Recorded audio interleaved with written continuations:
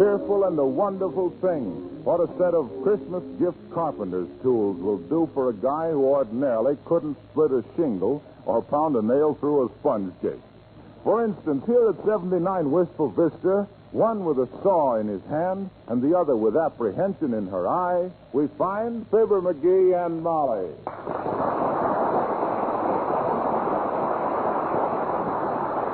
Oh, boy. This is a wonderful set of tools you give me for Christmas, Molly. I'm just itching to fix something. Well, just scratch yourself and put that saw away. Hey, Molly, ain't that dining room table a little wobbly? Ain't one leg shorter than the other? No, dearie, no. It's all right. It looks to me like... It's wonderful. Perfectly solid. But that leg... I never saw a table this substantial. Yeah, but look... Just forget it, dearie. Shucks. I'll bet if I sawed the three other legs off even, it'd take the wobble out of it. Now, please, McGee. You tried that once with a coffee table, remember? I did? Yes, and the legs got shorter and shorter till we had to use it for a serving tray. Chuck, what'd you give me the tools for if you don't want me to use them? It's like giving a kid a new drum and then telling him to be quiet because Papa's got a headache. Yeah. Well, for heaven's sake, you don't have to fix things, do you? Why don't you make something? Oh, what'll I make? Make a bookcase. Make anything. Build a doghouse. Oh, doghouses. That's kid stuff. I should waste those wonderful tools on a mutt mansion. McGee, stop that. Huh? You're making big dents in that chair. Oh, this arm is loose. I was just hammering it tight. You see how it is now? You couldn't pull it loose with a tent. Now you see what you did? Good. Now I can take that chair down in the basement and really go to work on it.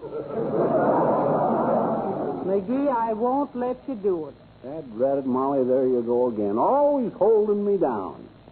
Where would Rembrandt have been if his wife had complained about his paints always smelling up the house? Well, nevertheless, you'll have to use your constructive genius on something besides my furniture. Okay. I'll build a doghouse. What kind of dogs you like?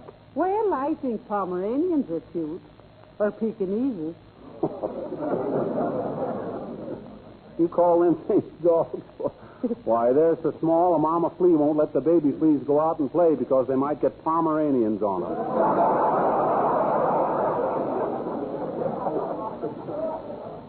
I like a man's dog. Maybe an Irish setter, or a wolfhound, or a bugle. Beagle. Well... McGee, I don't care if you get a Saint roll-out-the-barrel Bernard. It's your doghouse and your dog. Okay, Mrs. McGee. I'll start right away on the project. Now, let's see. First, I got to call the lumber company and order some lumber. Hand me the phone. All right. Hello, operator. Give me the Wistful Vista lumber Oh, is that you, Mert? Fibber McGee. How's things, Mert? Good, huh? What'd you do New Year's Eve, Mert? Oh, now, Mert, you didn't really. Heavenly days. Now what? What say, Mert? All drunk, eh? Oh. What? The neighbors called the police. Oh, boy. Disgraceful. What do you know about that, Molly? What? They were going to have a party at Mert's house, but they found the root beer was all drunk.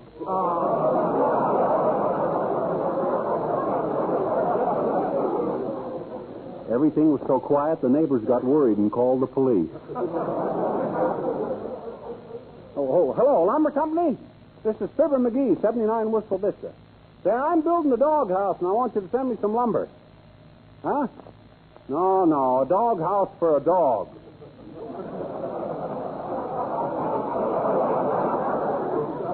Yeah, get it right out here, will you? Okay, Bloom. Thanks. Well, thank goodness you're really going to do something constructive. I'll say I am. This is going to be the doghouse of doghouses. A canine Taj Mahal.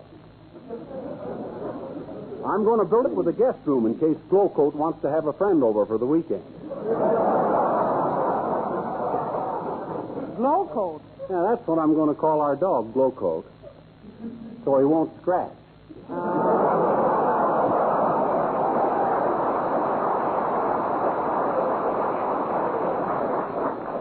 hate a mutt that has to keep rubbing and buffing himself all the time.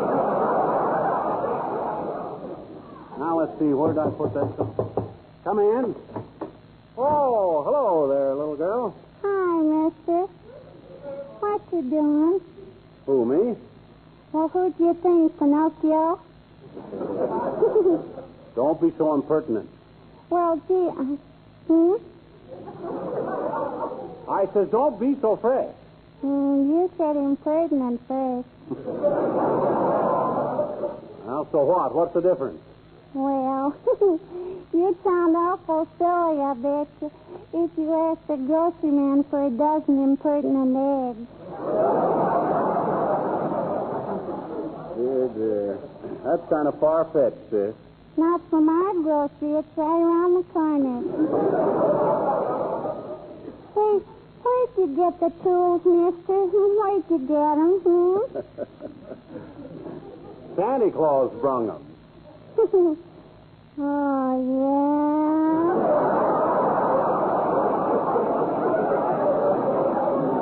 Now, listen, sis, I'm very busy today. What was it you wanted? You want to buy a poem? A poem? Who wrote it? I did, I bet you. I like dandy poetry. You mean poetry, not poultry. What's the difference? Well, you'd know if you ever tried to fricassee a sonnet.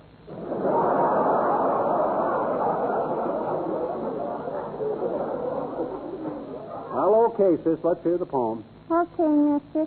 Can I have some music with it? No, read it raw. All righty. Title. Mm-hmm. My New Year resolution. Right. When every New Year comes around, folks say I always can be found with pen and paper on the table, making up some peachy resolutions the very best that I'm ever able. Hey, you got a kind of a poetic Charlie horse in that last line. It's sort of limp.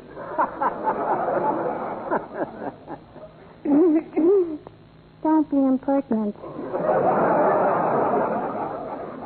To continue, I write down 10 things I must do to start the year all bright and new. Then tear them up as is my custom, 'cause I know darn well I'm going to bust them. The end. You want to buy it, mister? No. Okay, I'll give it to you. Here. Go on, mister.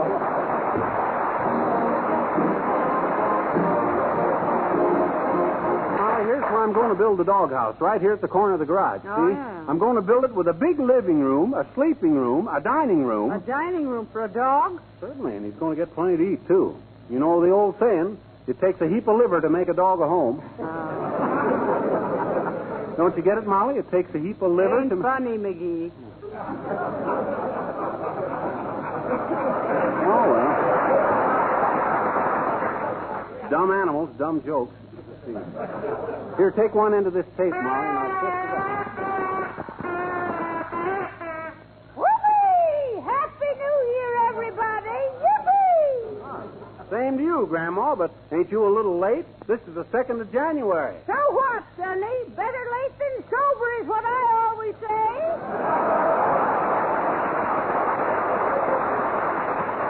Whoopee! What do you always say? I always say age before beauty, but you're the first one I ever seen that got it that way. Oh, that was a snappy one, Skippy. Yeah, I'm thumping them in there tonight. Oh, boy. Here's a toast to New Year. Friends, may all... Hey, look out, Grandma. Look, your cigarette. It's burning. What's say? Oh, ouch. Doggone it, I burnt the toast. Oh, well. Happy New Year, everybody. Woo-hoo!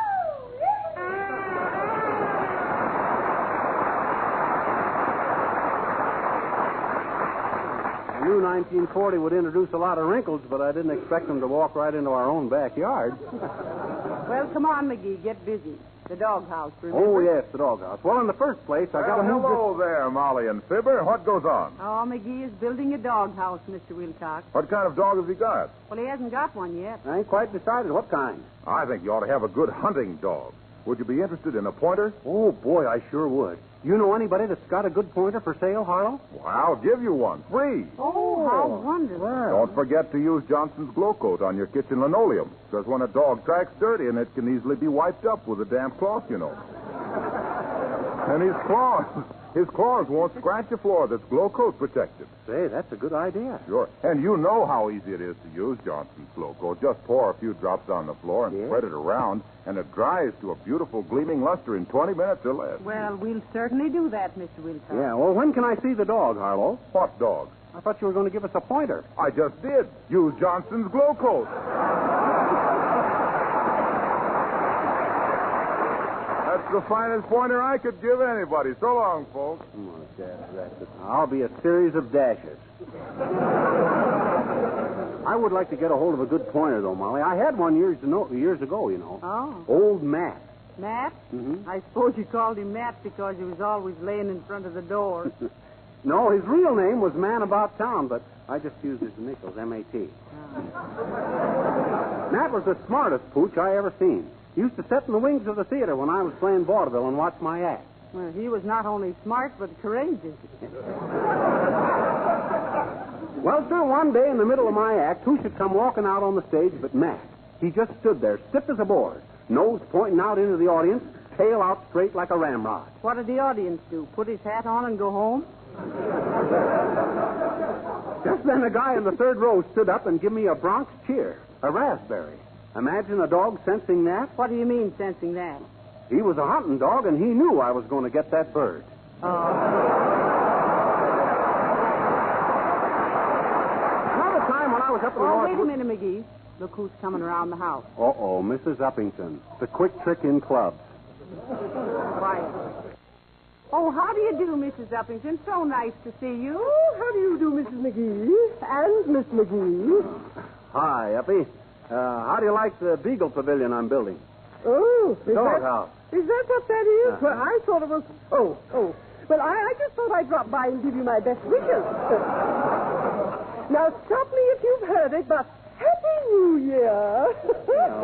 Thanks, Uppy, and to coin a phrase, the same to you. And if I may phrase the coin, e pluribus unum.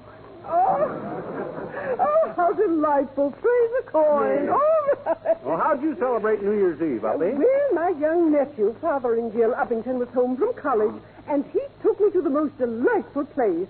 I don't quite remember the name of it, but I think he said we were going to a place called Tom and Jerry's for some Jack and Charlie's. Ah, dear. Oh, McGee and I had a wonderful time, too. We had a wrong side table at a nightclub. Ringside, Molly. There was nothing wrong with that table. In fact, we were so close to the orchestra, I let the clarinet player cool my coffee. Did you have a good time, Uppy? Oh, my dear, I must have had, because my nephew told me the next morning he never heard anyone play the snare drum the way I did. Oh, you better watch out, Uppy. You're in danger of losing your social dignity. After all, you got to keep up the aristocratic tradition of Wistful Vista, you know. Oh, thank you, Mr. McGee. That's so sweet of you.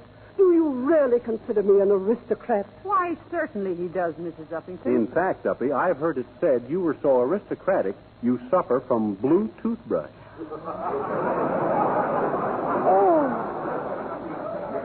from blue toothbrush. Oh, well, so you're building a doghouse, are you? And are you familiar with the care and handling of dogs? Who, me? Why, shucks, Uppy. I've been a judge of dog shows ever since I was chin-high to a child. I used to get more applause than any dog in the place. Had to take a bow at the end of every show. Oh, I was really a wow. Bow Wow McGee, I was known as in them days. Bow Wow McGee, the biggest breeder of barking brutes that ever busted a biscuit for a Boston bull, badly bitten by big bunches of bad bloodhounds, but bravely breaking them to beg for bones and be benevolent bodyguards to bouncing babies, bandying bird dogs, boarhounds, and beagles with bits of beefsteak and brilliant brain work, and bagging to build up as the brightest boy of the beast bossers from the bounding billows of Bimini Bay to the Let's Have a Song, folks. What do you say?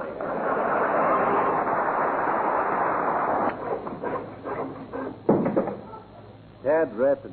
Now look at that now. What? I've sawed this 2x4 off 3 times, and it's still too short. Well, keep trying, dearie. What's all this metal grill work for? Oh, that. I'm going to build a fire escape on one side of the doghouse. A fire escape? Yeah. What do you expect your Airedale to do, smoke in bed? No, but you can't. Oh, there, friends. Happy New Year to you. Oh, thank you, Mr. Gildersleeve, and the same to you. And many of them, Gildy, old pal, old pal. Well, thank you, McGee. I'm glad to see the new year start so auspiciously. What you mean? What's so suspicious about building a doghouse? I didn't say suspicious, I said auspicious. That means under good omen. Oh, yes. Oh, good. Oh, sure. I catch on to it. Ah, my. It's nice to start into 1940 with you two boys friends again. It certainly is, Mrs. McGee, definitely. I guess McGee and I just got off on the wrong foot, didn't we, McGee? Wrong foot is right, Gildersleeve. We was playing double hopscotch on our own bunion. Hand me that hammer, will you, Bud? Why, certainly, McGee. Here. Thanks. You say you're building a doghouse, McGee? Yes, he is, Mr. Gildersleeve. Well, as I always say, Mrs. McGee. What'd you say, Mr. Gildersleeve? I said it seems to me that the only way... McGee, stop that hammering a minute. Mr. Gildersleeve's trying to talk. What say, Molly? I say stop that hammering. I can't hear what Mr. Gildersleeve is saying. You'll have to talk louder. I can't hear you on account of all that stab right and hammering. Well, you're doing the hammering. Huh? Oh, yeah, I guess it was that. What was you saying, Gildy? What? Oh, well, I don't remember now. Say, how about letting me help you with this doghouse, McGee? Huh? Oh, I just love to do this sort of thing. You know, I come from a long line of cabinet workers myself. Is that so? Politicians or carpenters? My great-grandfather made the first wooden leg in this state. Is that so? Oh, you should have seen the hand-carved muscles in the calf. Here, let me go to work, McGee. Wait till I take off my coat. Oh, isn't it nice to have Mr. Gildersleeve helping you, dearie? Yeah, that's great. We ought to get it done in twice the time now. Yes, I think so myself. Now, look here, McGee. Excuse me, please, but is this the resident? Is this the resident? Is this the... Does somebody live here? Is this... What is the name of the occupant? Who lives here?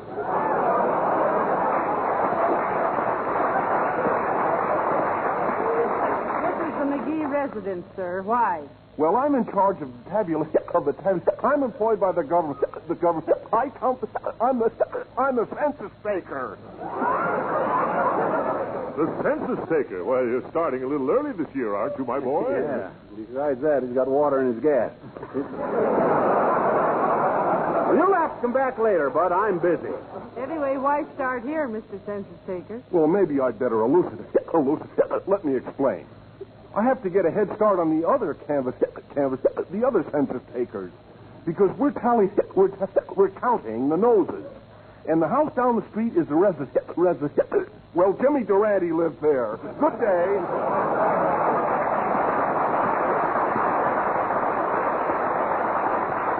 Well, I better go in and start dinner, McGee.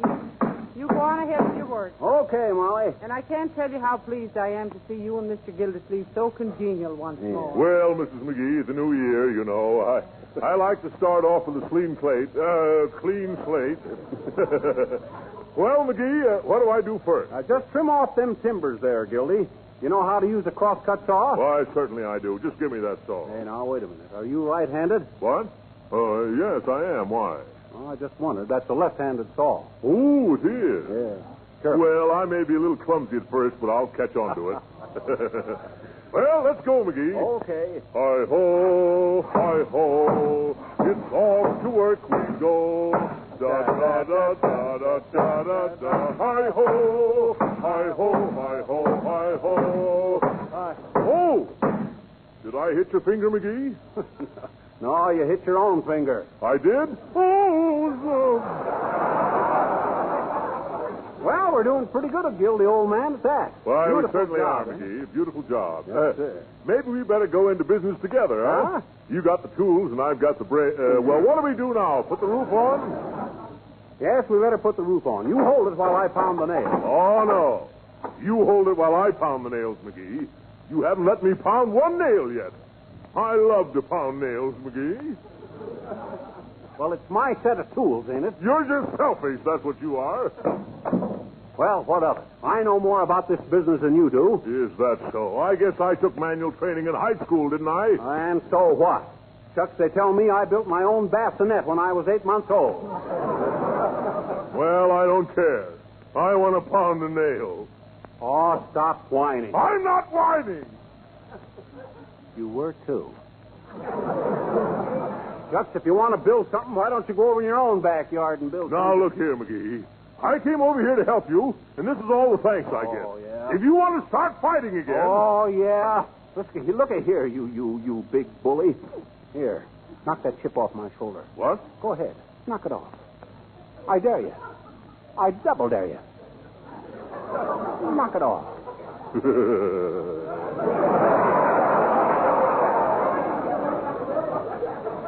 Okay, McGee, I guess I kind of just flew off the handle. You fly off the handle so much, Gildersleeve, you ought to have a pilot's license. They're pilot's license. That's very good. Or is it? All right, you pound the nails, McGee. Okay, let's get... Say, wait a minute, McGee.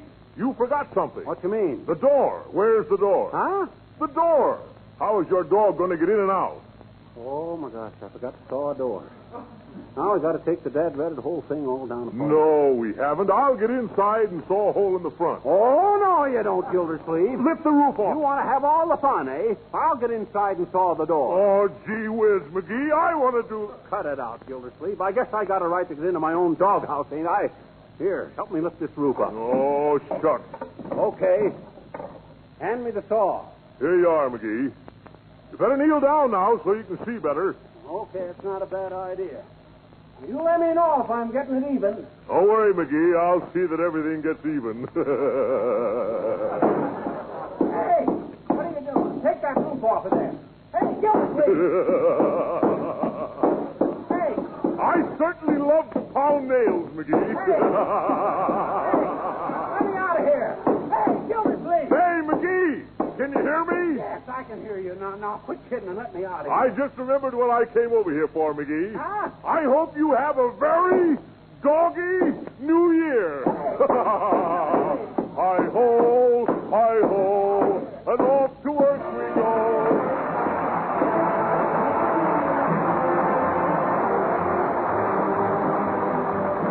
Without much hesitation. And yet... Fibber! McGee! Where are you, dearie? Here I am, Mommy, in the doghouse. Well, heavenly days, what are you doing in there? Come on out. I can't. I'm nailed in. Get the tools and try me out. There aren't any tools here. Dad, dress that Gildersleeve. Is the show over, Molly? Yes, it is. Why? I just wanted to say Happy New Year, folks. May your 40 be fair and fat.